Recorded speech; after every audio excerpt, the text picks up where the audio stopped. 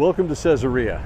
Behind me is a Roman aqueduct that was built by Roman soldiers back in the time of King Herod the Great. This aqueduct stretches about 8 to 9 miles all the way up to the foot of Mount Carmel. Yeah, the biblical Mount Carmel, which is actually a long ridge about 15 miles long. But this aqueduct was brought here by King Herod the Great in order to fill his swimming pool with fresh water.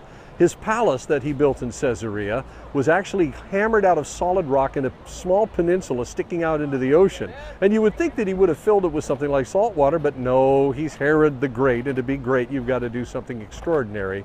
So he builds this aqueduct. But the amazing thing about the aqueduct was the engineering that they had back in those days. Because you can imagine, here is this thing that's made out of stone, and very, very porous stone, and yet it's built by a bunch of Roman soldiers. It travels 8 to 9 miles, and it only drops 20 centimeters just to keep the water gently flowing all that way to fill King Herod the Great's swimming pool.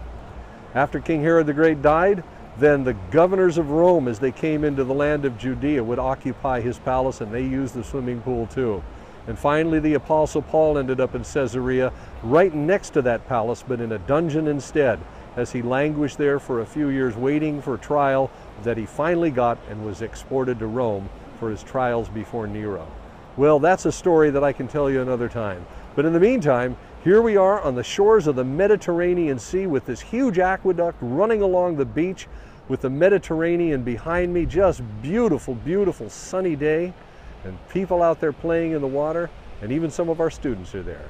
God bless you. Hope you can come to Israel someday.